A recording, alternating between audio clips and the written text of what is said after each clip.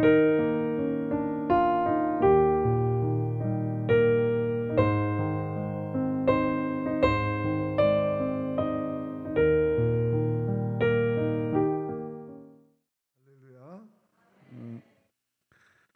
오늘 또 주시는 말씀을 통해서 하나님의 음성을 듣고 큰 깨달음을 얻는 시간이 되시기를 축복합니다. 오늘 말씀 보면 예수님의 제자들이 변론을 하고 있다 그럽니다. 변론 상당히 좀 세련된 이야기고 말싸움을 하고 있는 것입니다. 말싸움을, 언쟁을 하고 있습니다. 주제는 누가 우리 가운데 크냐. 요즘 학생들 이야기로 하면 누가 짱이냐, 그런 걸 가지고 언쟁을 하고 있는데, 사실 이런 주제로 언쟁을 하는 것은 예수님 제자들만이 아니죠. 사람은 누구나 다 누가 더 크냐 하는 주제에 관심이 많습니다.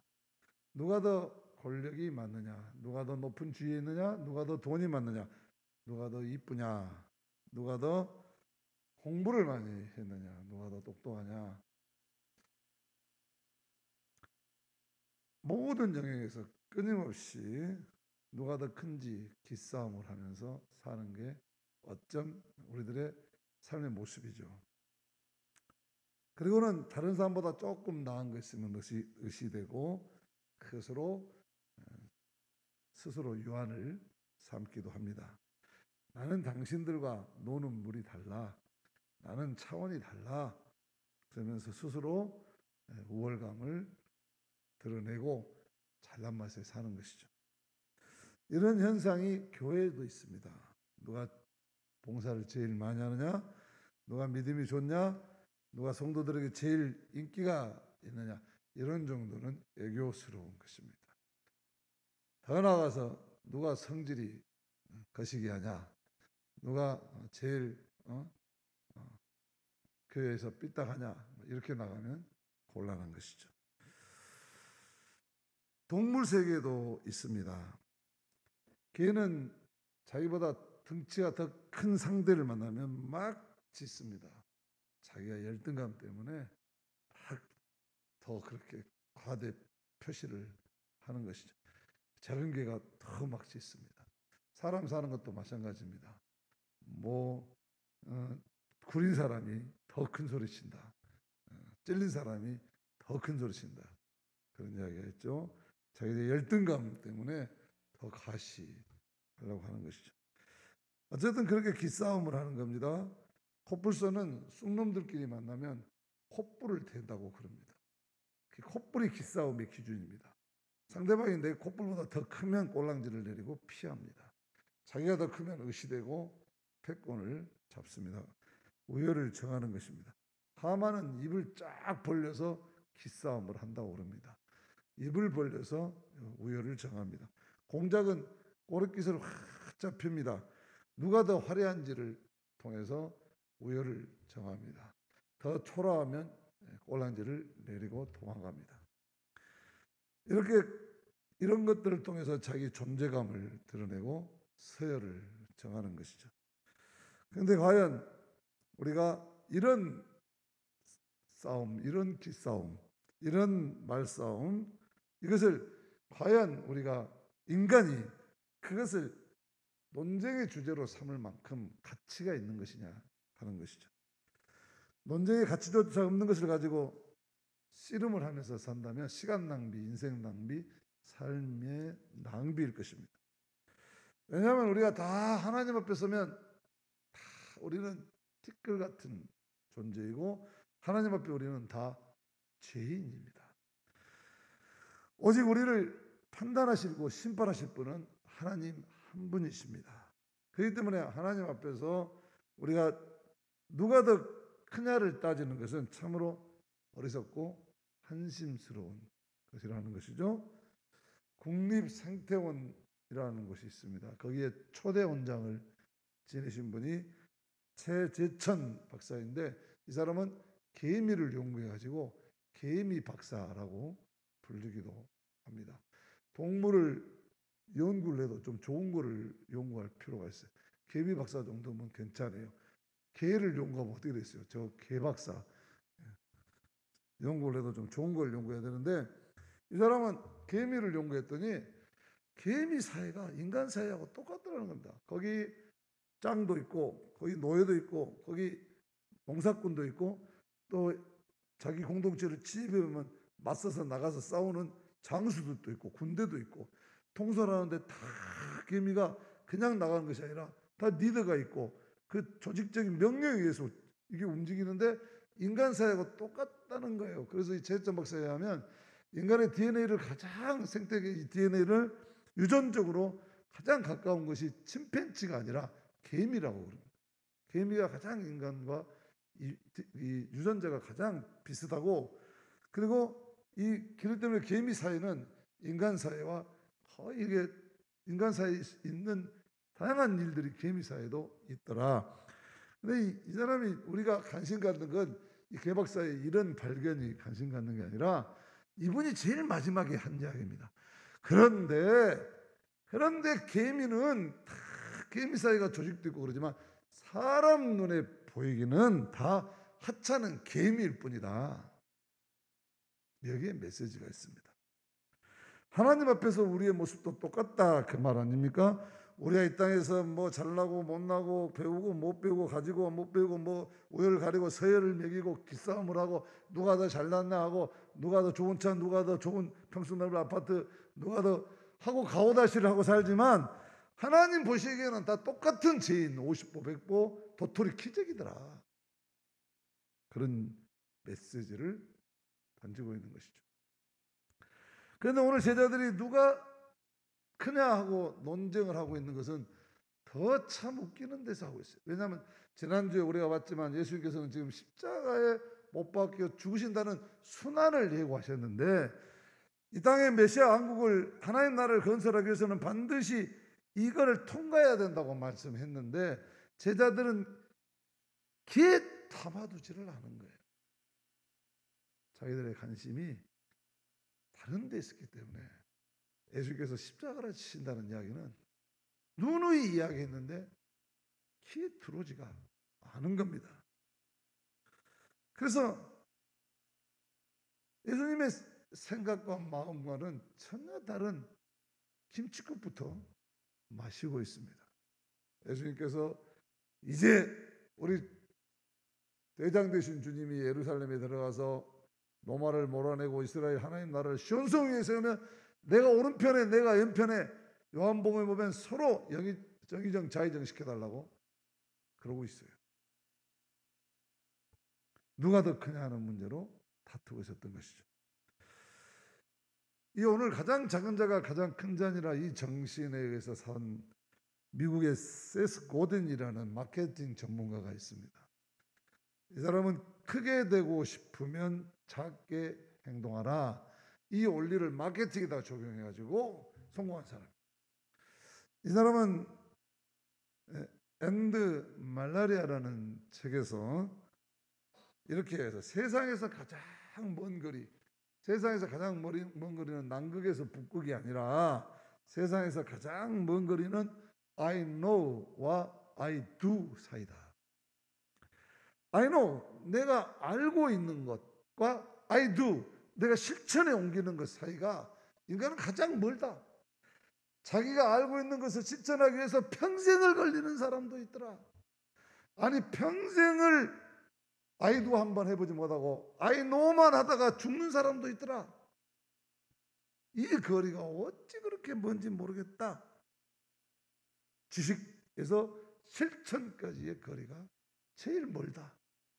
반대말로 다시 말하면 그 거리를 좁히는 사람이 성공한다. 마케팅 전략에서도 그런 이야기를 하고 있어요. 그런가 하면 조금 더 인문사역적으로 좀 시적으로 우리가 잘 아는 유시아 시인이 하늘 호수로 떠난 여행이라는 책에서 이 사람은 세상에서 가장 먼 거리는 머리에서부터 가슴까지의 거리다. 머리에서 가슴까지로 이동하는데 평생을 걸리는 사람도 있더라. 다시 말해서 내가 누군가를 사랑해야 된다고 생각하고, 사랑해야 된다는 것이 마땅한 일이고 그렇게 배웠고 그래야 된다고 알면서도 그 사랑을 마음에 담아서 실천하기까지는 평생 걸리는 사람도 있고, 평생을 다 보내도 결국 사랑하지 못하고 삶을 끝내는 인생도 있더라. 어떤 분은 이 거리를 너와 나 사이의 거리다, 상대방을 사랑하고 싶은데 평생을 그거를 머리로만 생각하지 마음으로 한 번이라도 표현을 못 해보고 결국 끝내고 마는 인생, 너와 나의 거리, 가장 먼 거리더라. 요시야 시인이 그렇게 이야기하죠. 우리 신앙에서 조교회 보면 우리가 날마다 이렇게 아침 문자로 하나님 말씀 받고, 그리고 새벽마다 기도하고, 또 이렇게 주일마다 와서 예배드리고 늘 하나님 말씀을 머리에 담아두는데, 우리 교인들은 이 머리에서 가슴으로, 가슴에서 손발로까지 거리가 얼마나 될까 한번 이 시간 자로 재봤으면 좋겠어요. 평생을 하나님 말씀 배우면서도 가슴으로 감동을 느껴서 자기 삶의 변화를 추구하지 못하고 그 말씀을 삶에 적용해서 능력받지 못하고 그저 매일 그렇게 살아간다면 그 가는 인생길, 그 머나먼 길 어떻게 다 가겠습니까? 많은 것을 생각하게 하는 말씀이에요. 정말 머리에서 가슴으로, 아이노에서 아이드로 이 거리를 좁힐 수만 있다면, 우리는 이 내가 아는 만큼 살아낼 수만 있다면 우리는 위대한 변화와 기적의 주인공들이 다 될 줄로 믿습니다. 그런데 오늘 불행히도 예수님 공생의 3년 동안 예수님은 하늘에서 땅으로 거리를 좁혀서 내려오셔서 하찮은 갈릴리의 백성들에게 다가가서 제자 삼으시고 그들과의 거리를 한없이 너희가 내 안에 내가 너희 안에 하나 되게 하시고, 그렇게 되면 무엇이든지 내 이름으로 구하라, 그러면 다 이루리라. 능력이, 길이, 대답이 거기 있음을 말씀해 주셨습니다. 그렇게 자기를 다 나누어 주기까지, 십자가에서 모든 걸 내어주기까지 거리를 좁히시기를 원하시는데 인간들이 이 거리를 좁히지를 않아요. 제자들의 마음은 아직 예수님의 마음에 와 닿지를 못하고 딴 생각하고 있습니다. 참으로 안타까운 일이죠. 왜 그랬을까? 이들은 자기들의 고정관념에서 벗어나지를 못했기 때문입니다. 메시아 그러면 다윗왕처럼 천군 천사 데리고 와서 세상을 뒤집어 엎고 새로운 왕으로, 못된 왕들 쫓아내고 왕으로 등극해서 자기들을 영의정 자의정으로 세워주는, 저 시온에 세워지는 새로운 지상의 왕국을 그리고 있는 겁니다. 메시아관이, 기존의 유대교의 메시아관이 그런 거였어요. 예수께서 누누이 그게 아니라고 말씀하지만 봉숭아 학당에 자기들만 생각하고 있는 것을 고집하기 때문에 귀에 들어오지가 않아요. 오로지 많이 가지고 높은 지에 오르겠다는 생각만 가지고 있는 제자들이기 때문에 하나님의 뜻대로 살아간다고 하는 것에 대해서 관심이 없는 거죠. 오늘 우리가 이 제자들의 모습을 통해서 우리들의 신앙적 태도와 마음 안에는 이런 모습 없을까 생각해 봐요. 하나님께서 매일 우리에게 영원한 길을 안내해 주시지만 우리는 영원한 길보다는 우선 내 앞에 생길 그 어떤 것만을 위해서 마음 쓰고 있지는 않는가.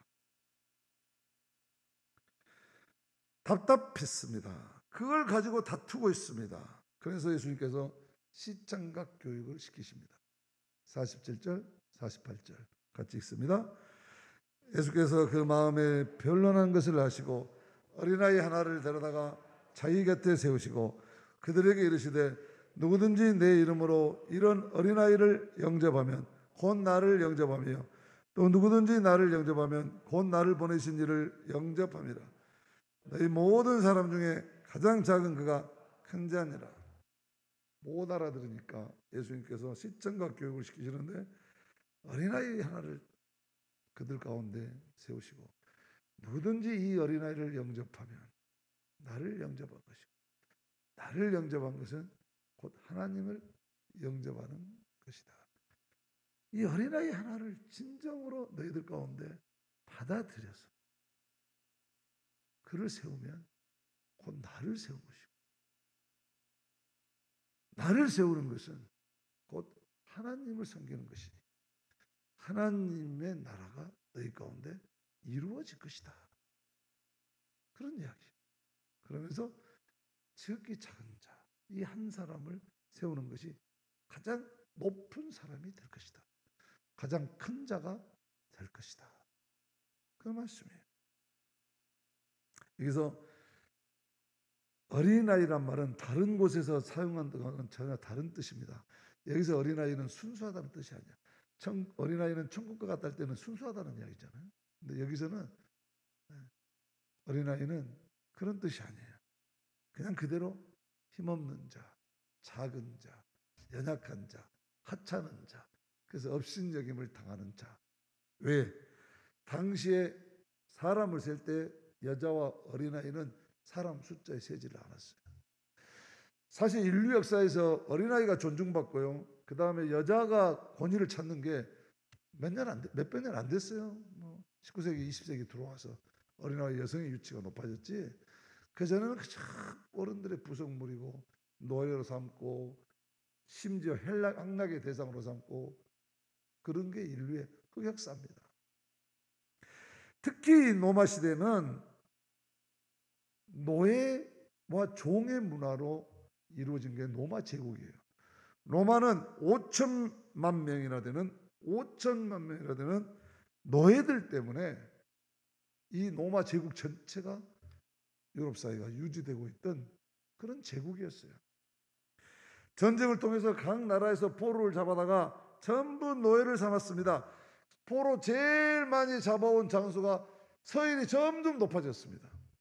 팍스 노마나, 힘으로 다스리는 나라였어요. 그 힘 있는 사람이 제일 소위 말하는 장땡이고 힘없는 여자 어린아이들은 소모품이었어요. 그 로마 영화 보면 여인들 다 노예, 성적인 노예, 그 다음에 가사 노예, 다 그런데 사용된 것을 우리가 볼 수 있어요.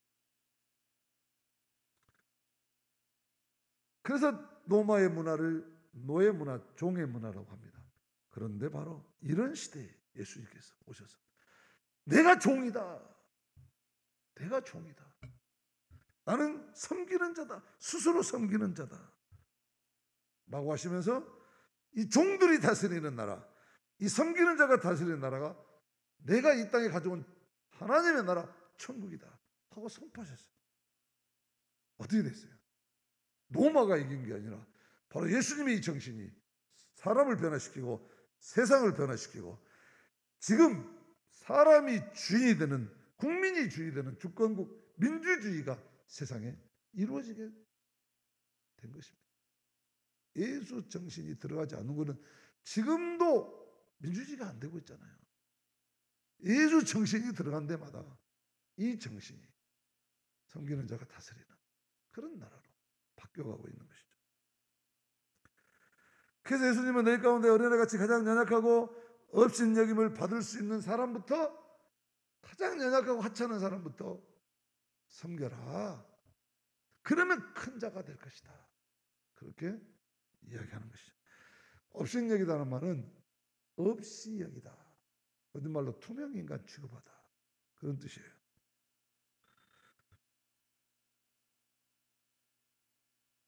여러분, 사람이요, 가진 것도 없고 뭐 흠모할 것도 없고 자랑할 것도 없어도요, 다른 사람에게 무시당하고 업신여기고 투명인간 취급하면요, 기분 나쁠 뿐만 아니라 화가 나는 거예요. 누구에게나 존중받고 존귀함을 받고 싶은 열망이 다 있는 게 인간은. 요즘은요, 세상이 많이 바뀌어서 그렇게 존중 안 해주면 민원도 들어가고 뭐 하지만은요, 옛날에는 노예시 때는 그게 쉽지 않죠.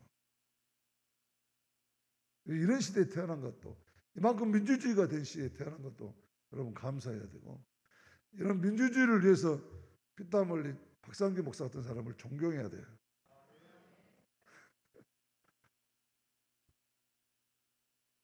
민주주의가 된 세상에서 사는 게 얼마나 감사한지 몰라요. 근데 사람이요, 이렇게 하찮게 여겨지고 없는 사람 취급받으면요, 불쾌할 뿐만 아니라 박탈감 느끼고요, 화가 나. 그래서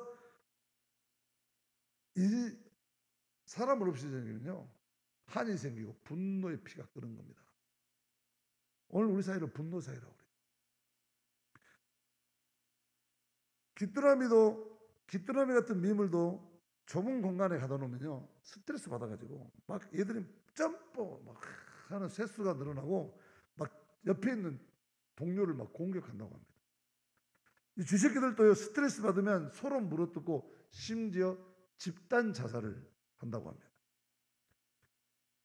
이 시인이라는 건 별거 아니에요. 우리가 그냥 하는 말을 딱 갖다가 포커스에서 쓰면 그냥 시인이 되는 거예요. 저도 이게 날마다 이게 주일마다 이게 매주 이게 고백의 기도 쓰는데요. 고백의 기도 쓰다 보니까 내가 무지하게 유명한 시인이 된 것 같아. 근데 이 오세영 시인이라는 사람이 있는데 너무 상식적인 이야기인데 이 사람이 딱 갖다 쓰니까 멋진 말이 됐어. 뭐라 했냐면요, 그릇이라는 시인데, 그릇이라는 시에서 이렇게 말했어요. 깨진 그릇은 칼날이 된다. 얼마나 간단한 이야기예요. 얼마나 당연한 이야기예요. 그 시인이 이야기하니까 멋진 말이 됐어요. 깨진 그릇은 칼날이 된다. 그렇죠? 양육강식, 승자독식, 우승열패의 세상 도처에 업신여김을 받는 사람이 깨지면 그 칼날이 돼, 마음에 칼을 품은 사람이 되는. 이런 깨진 그릇이 많을수록, 칼을 품은 사람이 많을수록 우리 사는 세상은 위험한 곳이 되는 것이죠. 사람이 거칠어지고 세상이 거칠어진 것은 마땅히 존중받아야 될 사람이 존중받지 못하고 인간 가치가 물질 가치보다 못하게 돼요. 돈으로 사람의 값을 따지고 평가하고 그가 가지고 있는 삶의 수단으로 인격을 평가하고, 그래서 존중받지 못하고 있다는 것 때문에 사람들의 분노가 가득해요. 요즘 얼마나 분노 사회가 깊은 곳에 보면요, 이 정말 사람들이 애롭습니다. 그래서 인정받지 못하고 존중받지 못하기 때문에 그렇게 하고 싶은 욕구와, 사람들은 다 똑똑해졌는데 받쳐주지 않으니까, 현실에 받쳐주지 않으니까 자기도 모르게 분노가 쌓여가지고 요즘 건들기만 해봐라 하는 사람들이 얼마나 많습니까? 왜 그렇게 사람들이 성질이 더러워졌는지 모르겠죠. 운전해보세요. 운전 조금만 부딪혀보세요. 요즘 젊은 사람들은 아주 그냥, 왜 그러겠어요? 요즘 젊은 사람 희망이 없다 보니까 인정받지 못해요. 그래서 점점 이게 분노가, 그게 막 표출이 되는 거예요.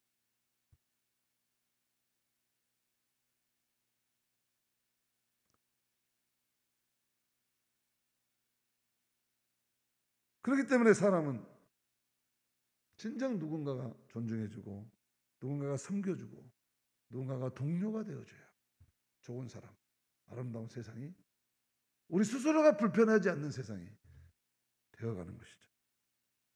예수님께서 그래서 섬기는 자가 다스린다고 오래전에 말씀했는데 인간들이 귀담아 듣지 않아.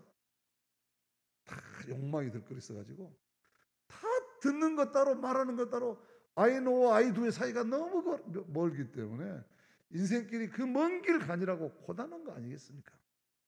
사람들이 참 외롭습니다. 요즘 교인들이요, 저한테 하는 인사말 중에 하나가, 목사님 사모님 계시는데 외로우시겠습니다. 그래요. 저 원래 사모 있어도 외로웠어요. 인간, 지금 우리 이숙사 한번 미국에서 이 시간 예배 드리고 있을 때 내가 1, 2, 3부 계속 이야기했으니까 아마 안 올지도 몰라요. 뭐라고? 나 있어도 외로웠다고? 안 갈란다고 이제 오후에 전화 올지 몰라. 1부 예배 끝나면요, 우리 사모가 보통 이런 말 하면 2부 예배 때 내려와갖고 그 말 빼세요 그러거든요. 이제 빼라고 오다도 못 내리잖아.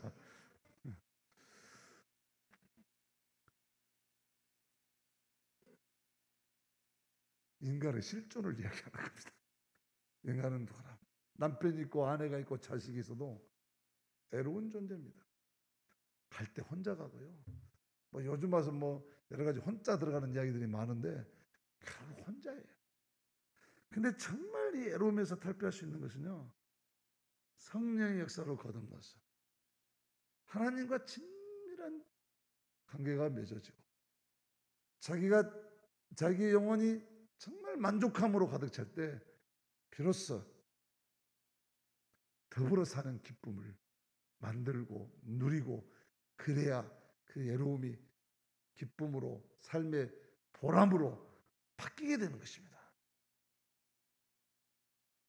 요즘 사람들 길거리에서, 지하철에서, 집에서 스마트폰 붙들고 누구랑가가 접촉을 시도하고 있잖아요. 그래서 소위 요즘 시대를 분노 사회라고도 말하지만 또 다른 말로는 연결 과잉 시대라고 그러잖아요.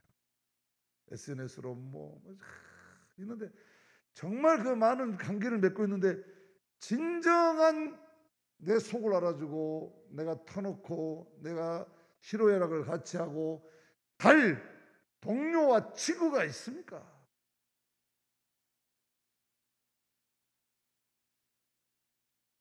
요즘 부부가요, 이런 이야기 하면 뭐라 하냐면, 아이고 부부가 뭐 정으로 사는 것이죠. 그래. 그 말 속에는 그냥 산다는 이야기예요. 그냥 살아야 되니까 산다는 이야기예요. 진정한 관계를 맺고 그렇게 살아가지. 동지로서, 동료로서 그렇게 살아가지 못하는 현대인들의 삶이 그렇어요. 홍수 때 진정한 마실 물이 없듯이 연결 과잉의 시대에 진정한 관계가 그리운 시대, 교회는 바로 이런 애로운 사람들이 모여서 성령의 능력으로 진정한 관계를 맺는 곳이어야 합니다. 혈연보다도 학연보다도 지연보다도 정말 아름다운 사람들이 모여서 아름다운 관계를 이루어가는 것이 교회 아닙니까? 교회는 속 다 내놓고 살아야 돼요. 그런데 그러려면 우리가 정말 하나님과의 관계에서 거듭나야 되거든요. 그렇지 못한 죄성을 가지고 속 내놓고 살다가 보니까 세상과 똑같이 상처받고 마음 점점 닫아지고, 교회도 세상과 똑같네 그러고 안 나올 수는 없고, 그러다 심지어는 저 인간 보기 싫어서 못 나가겠다고 그러고 뭐 이러고 되는 거예요. 성령의 역사하지 않아요. 그건 교회가 아니에요. 교회는 정말 한 통속이 돼야 돼요. 한 지체가 아프면 같이 아파하고, 한 지체가 영광을 받으면 같이 아파하는 곳이 교회라고 그러잖아요. 그래서 옛날 사람들은 교회가 잘 되면 가정도 잘 되고 사업도 잘 되고 다 잘 됐어요. 서로 부둥켜 안고 서로 기도하고 서로 기대하니까. 그래서 교회가 잘 돼야 된다는 거예요. 교회가 잘 돼야 된다는 것은 바로 교회야말로 진정한 성령의 역사 가운데 관계를 맺어주는 것이기 때문에, 애로운 인간의 존재를 영원한 존재로 더불어 사는 기쁨으로 바꿔주는 것이기 때문에 그렇습니다. 그러기 위해서 예수님은 그런 하나님의 나라를 위해서, 하나님 나라는 그런 것인데, 어린아이같이 하찮는 업신여김을 받는 사람도 모셔라. 나를 모시듯 모셔라. 너희가 하나님을 모시고 싶거든 그런 사람을 모셔라. 그리고 섬겨라. 여러분, 우리가 누구를 대하듯이 이런 정신, 이런 예수님의 정신으로 사람을 섬긴다면 우리의 삶과 공동체와 인생과 역사는 변화되고 말 것입니다. 왜? 이런 한 사람을 섬기는 정신으로 살면 내가 지금 내 안에 누가 들어요? 예수님이 들어오신다잖아요. 예수님이 들어오시면 내가 누가 됩니까? 내가 예수를 닮은 사람이 되잖아요. 예수의 사람이 되잖아요. 내가 예수의 사람이 되면 바뀔 수밖에 없지 않겠습니까? 그 사람이 맺어가는 모든 관계는 살려질 수밖에 없지 않습니까? 서로 살리는 생명의 공동체, 구원의 공동체가 교회입니다. 신비로운 것이에요. 우리는 이곳을 향해서 끊임없이 노력하고 나아가고 이런 공동체를 지향하고 가는 것이죠. 교회가 얼마나 소중하고 아름다운지 몰라요. IMF 시절에도 흑자 경영을 해갖고 유명해진 한국교세라 전공이라는 회사가 있는데 이 회사 사장이 정희인 장로님이십니다. 이 회사도 IMF 맞아가지고 1997년에 어려웠어. 이때 회사들이 전부 구조조정했잖아요. 직원들 막 절반 다 내보내고 어떻게든 살아남으려고 슬리퍼했어요. 이 사람도 이제 그거 해야 되는데 자기가 이렇게 명단을 쭉 갖고 사람을 내보내려고 보니까 너무 괴로운 거야. 왜? 자기가 교회 장로인데 내가 지금 회사를 여기까지 이루는 동안에 나 혼자 이루는 것도 아니고 내 이 가족 같은 내 직원들이 열심히 정말 해서 회사를 여기까지 왔는데 나 혼자 살겠다고 이제 와서 내보내? 절반 이상을? 내가 장로인데 더군다나 이 사람은 대가마의 장로인데 여기서 절반을 떼어서 내보낸다면 저 사람들이 죽게로 돌아올 가능성은 이제 점점 멀어진다. 교회 장로가 돼가지고 집안 살려고 이렇게 했는데 교회 웃기고 있네. 교회 다니면 다 저러는 거야? 하나님 망신시키고 교회 욕먹히고 못하겠다는 거야. 금식하며 기도하면서 하나님 앞에 기도해요. 하나님 나 못하겠습니다. 이분의 기도의 제목이 하나님 작은 자 하나라도 잃지 않게 해 주시옵소서. 이게 기도의 제목이에요. 금식하면서 못하겠다고 기도하는데 하나님 그 기도를 들으셨어요. 그래서 그 어려울 때 기적이 일어났어요. 미국의 100대 기업이 하는 일본 교세라 그룹에서 200억 투자 유치가 온 겁니다. 다 안 된다고 하는 시대에 하나님이 열어주신 거예요. 여러분 이럴 때 아멘 하세요.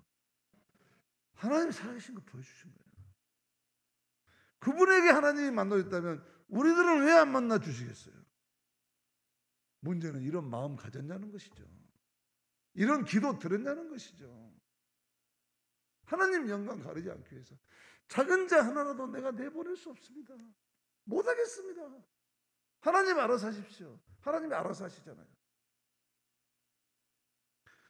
직원 한 사람도 빠짐없이 100% 다 일하게 되고 10년 동안 흑자 경영을 이뤘습니다. 모든 사람에게 주목을 받았습니다. 성공 비결에 대해서 물어봤습니다. 어떻게 해서 어려울 때 회사를 지키고 오히려 더 키웠습니까? 이 사람이 이렇게 대답했어요. 이 장로님. 제 목표가 돈 버는 것이 아니었다는 것을 깨달았습니다. 나는 한 영혼이라도 실족시키지 않는 것이 내 삶의 목표가 되었습니다. 그렇습니다. 작은 자 하나라도 잃지 말라는 이 말씀을 붙잡은 이 진장로에게 하나님께서는 큰 자로 말씀대로 이루어 주시고 세워 주신 줄로 믿습니다. 미국 의회 역사상 가장 감동적인 순간이 뭡니까? 그러니까 마더 테레사 수녀가 와서 연설할 때 있다고 그래요. 이 미국 의회에서 다른 사람들 와서 연설을 하면 이 사람들 의례적으로 한 문장 한 문장이 끝나면 막 박수 쳐줘요. 근데 이 마더 테레사 수녀가 연설을 했는데 길지도 않은 연설인데 누가 박수를 안 쳐. 왜 박수를 안 칠까? 우리 교인들 같이 오늘 설교를 통해서 너무 은혜를 받으면 입이 쫙 부러져서 아멘 소리가 안 나와. 이 국회의원들 입이 쫙 부러져가지고 박수가 안 나오는 거예요. 가슴이 먹먹해요. 왜? 그것은 바로 이 말, 마대 테레사가 던진 말, 마지막 말, 쭉 그렇기 때문에 섬길 줄 아는 사람만이 다스릴 자격이 있습니다. 이 말을 듣고 국회의원들 가슴이 먹먹해지는 이 순간이 미국 의회 역사상 가장 감동적인 순간이었다. 그렇게 이야기해요. 어떤 사람이 섬길 수 있습니까? 빅토르 유고 프랑스의 대작가죠. 이 사람이 93라는 그런 소설에 아주 평범한 이야기인지 어떻게 보면 근데 아주 이야기를 통해서 우리에게 인류에게 중요한 깨달음을 던지고 있어요. 이런 이야기예요. 프랑스 혁명 직후에 이제 숲을 지나가는 병사들이 숲을 지나가다가 우연히 배고픔에 지친 어머니와 세 아들을 안고 있는 그 초췌한 모습을 봅니다. 그래서 이 병사 중에 하나 상사가 빵 한 덩어리를 그냥 그 눈빛에 그냥 지나갈 수 없어서 그 어머니에게 건넸습니다. 이 어머니가 받자마자 지체하지 않고 빵을 세 조각을 나눠서 아들들에게 나눠줍니다. 그래서 옆에 있는 부하 병사, 젊은 병사가 이 빵을 나눠준 상사에게 말했습니다. 저 여자는 배가 고프지 않은가 봐요. 그 상사, 아니야. 배가 고픈 게 아니라 어머니인 것이지. 배가 고픈 게 아니라 어머니인 거야. 그렇습니다. 어머니의 마음, 어머니의 사랑이 자기 희생으로 사랑하는 자녀들을 섬김으로 나타나는 것입니다. 그러면서 빅토르 유고르가 이 이야기를 끝으로 이런 말을 합니다. 사랑하는 사람만이 섬길 수 있습니다. 내가 힘이 없어서 끝발이 약해서 부하기 때문에 권위에 눌려서 안 하면 맞을 것 같아서 내가 약하기 때문에 강자를 섬기는 게 아닙니다.